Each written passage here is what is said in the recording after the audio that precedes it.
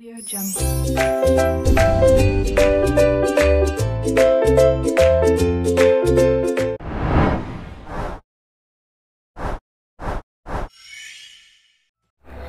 Assalamualaikum warahmatullahi wabarakatuh. Halo semuanya, perkenalkan nama saya Farah Anissa Salsabila dari Pendidikan Fisika Untirta 2. Hari ini saya ingin menjelaskan seberapa pentingnya social distancing di tengah pandemi corona ini. Nah, sebelumnya ada yang tahu gak sih corona itu apa? Adalah sebuah penyakit yang menular yang mengganggu sistem pernapasan. Nah, gejalanya yaitu seperti sesak napas, batuk, demam, sampai lelah.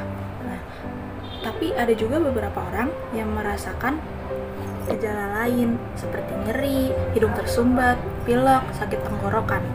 Tapi ada juga beberapa orang yang tidak merasakan gejala-gejala tersebut.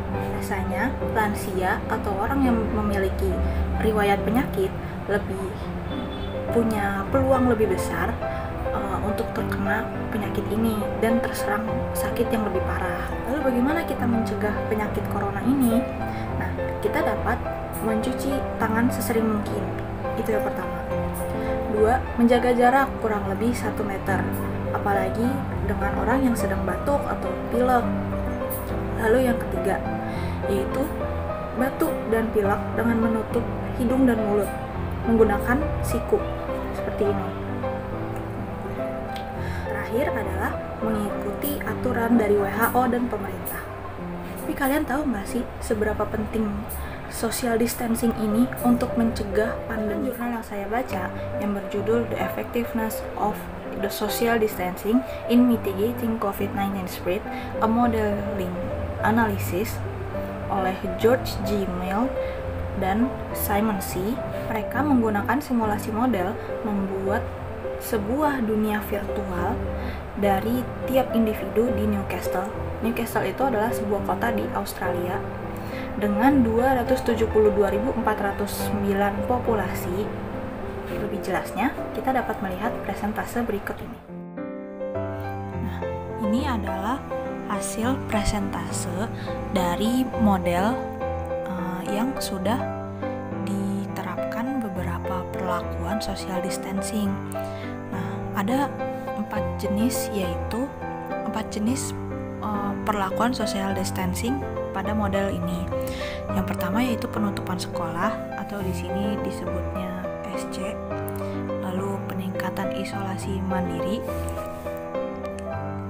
Lalu ada pekerja yang bekerja di rumah, dan ada juga untuk menghindari keramaian. Nah,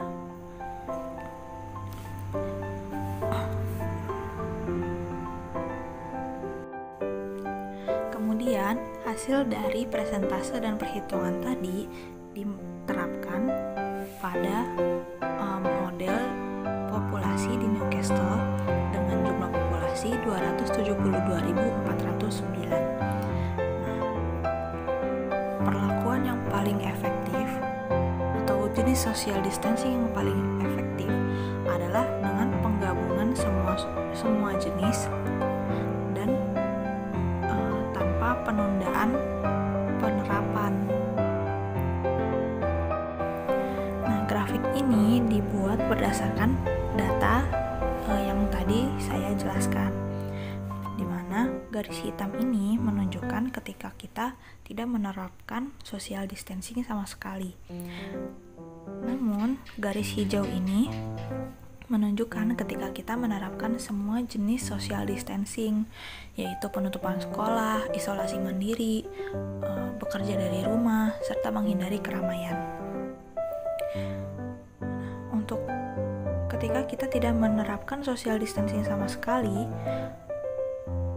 puncak kasus barunya ini bisa mencapai 30.000 kasus. Namun, ketika kita menerapkan semua jenis social distancing, kasus maksimalnya bisa hanya mencapai 5.000. Namun ini semua ketika kita menunda semua social distancing sampai minggu ke-10. Namun ketika kita hanya menundanya dalam waktu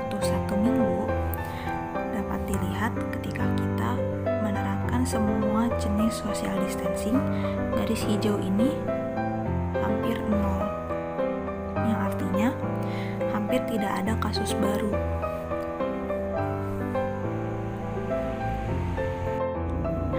Jadi di sini dapat dibandingkan ketika kita menunda tindakan social distancing untuk waktu 10 minggu dan untuk waktu 1 minggu, jaraknya sangat jauh.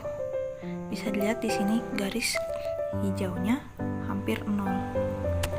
Dan di sini mendekati 5.000. Jadi tahu kan seberapa pentingnya social distancing di tengah pandemi corona ini? Maka dari itu, selalu ikuti anjuran dari WHO dan pemerintah untuk tetap di rumah. Saya Farhanisa Salsabila dari Pendidikan Fisika Untirta 2019. Thank you for watching. Semoga bermanfaat. Dah.